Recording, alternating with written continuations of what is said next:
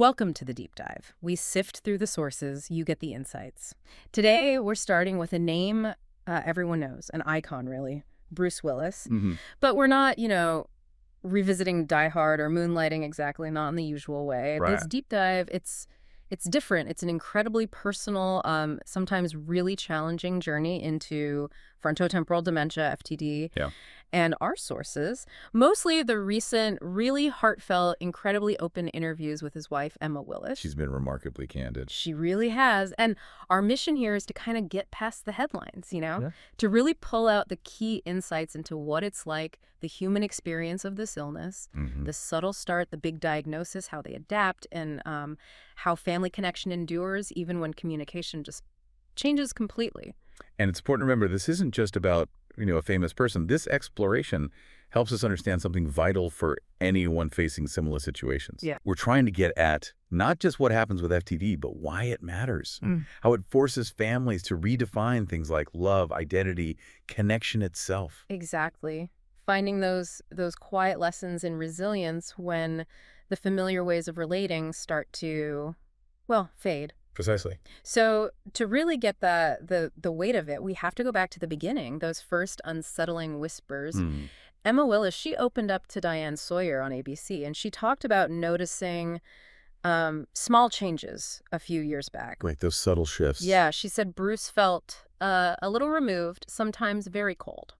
Which must have been jarring. Totally. She said it was alarming because, not like Bruce, who was very warm and affectionate, to going the complete opposite of that. That's what she found alarming and scary. And that's so significant, isn't it? From a loved one's perspective, before there's even a label, a diagnosis, it's the family seeing these subtle but deeply worrying changes. Yeah. It's not just a mood swing. It often points to changes in those parts of the brain, the frontal and temporal lobes that handle personality, behavior. The social stuff. Exactly, social cognition. So when Emma describes him as cold, it's likely a really accurate observation of neurological changes impacting how he expresses emotion.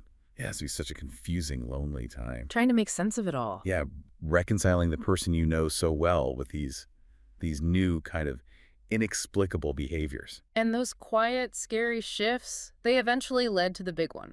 The formal diagnosis in 2023, frontotemporal dementia, FTD. The earth-shattering moment. Yeah. And Emma's reaction, hearing that news, just incredibly raw. She said she felt so panicked. Understandably. Recalled, I just remember hearing it and just not hearing anything else. Like free-falling, she said. Wow. Such a powerful image. Isn't it? And another really key point she shared was about Bruce's own awareness, or maybe lack of it, about those early changes, or even the diagnosis. She said quite plainly, I don't think Bruce ever really connected the dots. And that's just incredibly poignant, but also clinically really important. How so? Well, FTD is different from, say, Alzheimer's in its early stages. Alzheimer's hits memory hard, early on usually. But FTD often impacts the frontal lobes first. Okay. In that area. It's crucial for things like executive function, self-awareness, insight. Ah, so the ability to see it in yourself. Precisely. So for many people with FTD, their ability to recognize their own changes is diminished. It's not them being stubborn or in denial. It's actually a symptom of the disease affecting the brain's ability to think about its own thinking metacognition. Okay, that changes everything. It does. So when Emma says he never connected the dots, it really underscores the huge burden on caregivers. They're carrying the awareness for two people, in a way. Their own grief, plus the reality of the illness for their loved one, who might not fully grasp it. That reframes it completely. If he's not fully aware, then how the family approaches everything day to day, it has to be different. Absolutely. Which brings us right to that daily reality. Navigating FTD, especially communication, connection, adaptation. Emma's been really open about the main impact on Bruce. She said, the disease robbing him of his ability to communicate. But she adds he's still very mobile. Right. But the language is going. And that contrast is so stark, isn't it? Yeah. Physically present, active even, but the verbal communication slipping away. Yeah. And this is where FTD presents such a unique challenge. Some forms of FTD, called primary progressive aphasia, specifically target the language centers in the brain. Right, the temporal and frontal lobes again. Exactly. So while he might still be coordinated, maybe even parts of his memory are okay initially, that ability to find words, make sentences, have a conversation, that gets systematically eroded. It's heartbreaking. It is. And the deep insight here for families and for us listening isn't just that communication fades, but that the whole burden of connection shifts. How do you mean? It forces everyone to ask, are we only connected through words?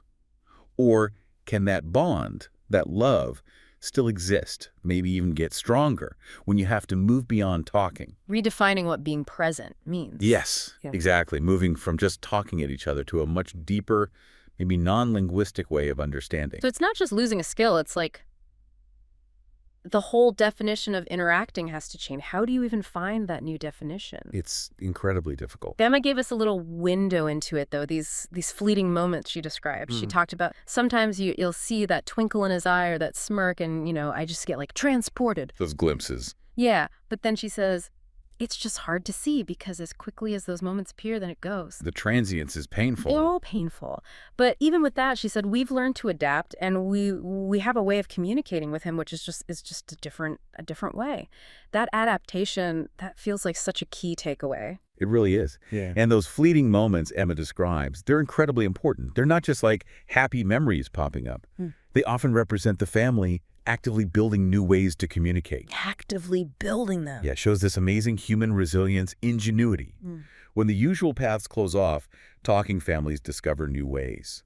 Through touch, maybe shared activities, music, or just being there together in the same space. It requires a huge shift for the caregivers, I imagine. Oh, enormous. Yeah. Huge patience, being super sensitive to nonverbal cues, letting go of expectations about how interaction should look. Learning a new language, almost. In a way, yes. Learning to read body language, facial expression, shared history in a totally new light. Really listening for meaning beyond just the words. It's not passive.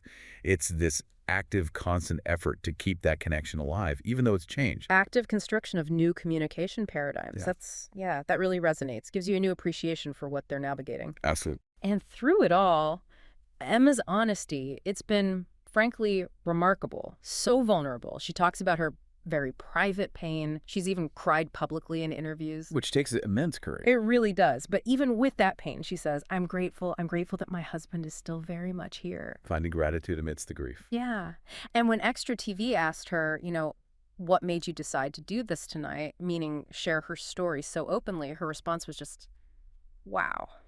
Sort of darkly funny, almost. She said, for the thrill of it. Which tells you everything, doesn't it? Right. It highlights how incredibly difficult, how emotionally draining it must be. It's not a thrill. It's profound courage. It absolutely is. And her vulnerability, being willing to be seen in that pain, it's powerful. It's more than just her story. How so? She's giving a voice to so many caregivers who feel alone, unseen. By sharing her struggle, not for attention, but often to raise awareness, she builds solidarity. It helps chip away at the stigma around the illness and fosters understanding of the huge emotional load of caregiving. It's like a form of collective coping almost. That makes sense. Drawing strength from knowing others understand. It makes you wonder then what she longs for most in those quiet moments. And her deepest wish, it goes right back to that loss of communication. Yeah. They asked what she'd most like to ask Bruce. Yeah. And her answer was just heartbreakingly simple. Just how he's doing, if he's okay, if he feels okay, if he's scared, if he's ever worried. I just would love to be able to have a conversation with him. Oh, wow. Just a conversation. Yeah. So simple, but so impossible now in the old way. And that wish, it just captures the core tragedy of diseases like FTD, doesn't it? Yeah. The slow loss of that fundamental human thing, conversation. Yeah. But even deeper, it points to the silent burden of not knowing someone's inner state. Emma's not just missing his words. She's missing access to his feelings, his inner world. Is he scared? Is he peaceful? Exactly. Not being able to know, to comfort him based on what he expresses he needs, that creates this unique kind of grief, a longing for connection to an inner life that's now unreachable. Like a locked room. Yeah. It's a powerful reminder of how much we take for granted in just talking to each other and the deep grief when that window closes. A different kind of longing, for sure. But one really inspiring thing in their story is the family unit, the strength there. The blended family. Yeah, Emma's talked about their blended family quite a bit. Even back in 2021, she said, I'm so lucky to have 3 great stepdaughters, an ex-wife that you know is a friend, and she is like part of my family. Talking about Demi Moore, obviously. Right. That really stands out, doesn't it, in this situation? It absolutely does, and it gives us a crucial insight into just how important a wide support system is, Yeah. strategically important even. Yeah. When you connect it to the bigger picture, having that supportive, multifaceted family network when you're navigating chronic illness, it's invaluable. Yeah. It shares the load, preventing any one person from burning out, provides love, practical help, emotional backup, And in a blended family, that takes... an extraordinary level of maturity, empathy, and commitment. Putting the person with the illness first, this kind of united front, it creates like an ecosystem of care. Ecosystem of care, I like that. Yeah, it's critical for Bruce's well-being and for the caregivers, too.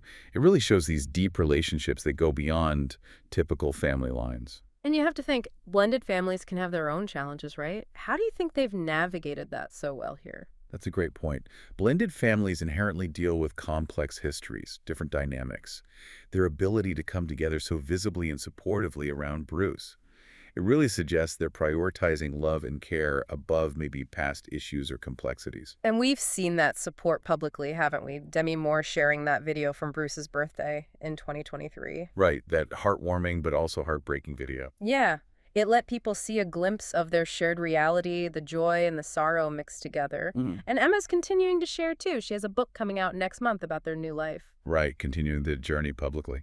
And even amidst all the challenges, there are still these moments of connection, of engagement.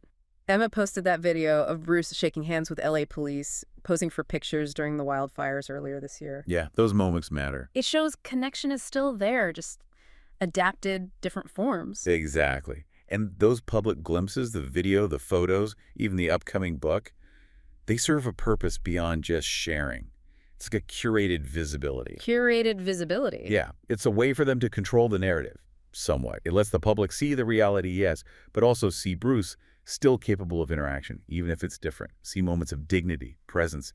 It subtly pushes back against a narrative of just loss, showing an ongoing, evolving life. Reclaiming his public identity, maybe, on their terms. I think that's a big part of it, yeah. It's impossible, though, to talk about Bruce Willis without thinking of that iconic image, that persona. The die-hard guy. Yippee-ki! Exactly. I remember seeing him on the red carpet for his Comedy Central roast. It was the 30th anniversary of Die Hard. Oh, yeah, I remember that. And he stood there, just pure Bruce Willis, right? Defiant, unstoppable. And he said that famous line. Which one? I still look the same way 30 years later. Nothing can keep me down. I've been attacked by terrorists, divorce lawyers, male pattern baldness, and none of it stopped me because I am still Bruce Willis. Wow. Such a declaration. Wasn't it? Peak confidence, peak persona. It absolutely was. And that specific moment, that defiant claim of an unchanging identity, it creates such a profound, almost jarring contrast with the reality of FTD now. Yeah. It forces us, listening to this, to grapple with a really deep question. What does being Bruce Willis even mean now?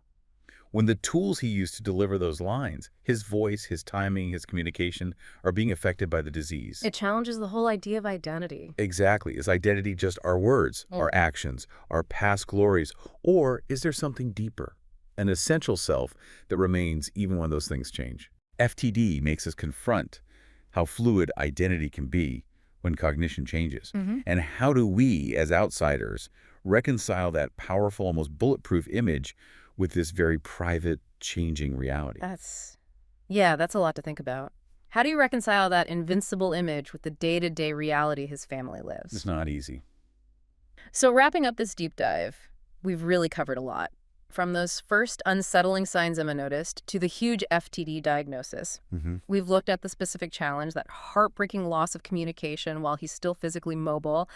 And we've seen Emma's incredible resilience, her honesty, and how the whole blended family has adapted, found new ways to connect. It really is a powerful story of adaptation. Unconditional love, family strength, facing just immense change. And ultimately, like we said at the start, this isn't just about a celebrity.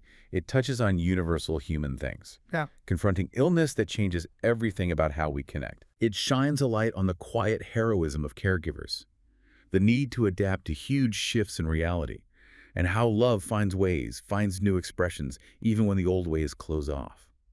It speaks to the evolving nature of human dignity. Okay, so let's bring this back to you, the listener. What does this deep dive into Bruce and Emma's experience really tell us about love, connection, identity? especially when the main tool we use, language, starts to fade. Yeah, that's the big question, isn't it? It really raises something important for all of us. In a world that's so focused on verbal, on digital communication, how do we get better at valuing the unspoken ways we connect? Right. What new kinds of understanding can emerge when words aren't the main thing? And how do we maybe prepare ourselves to listen differently, more deeply, not just with our ears, but with our whole presence, our hearts? Makes you think about cultivating deeper, maybe more patient ways of connecting in our own lives. Exactly. Long before we might ever face changes this profound. How can we listen better now?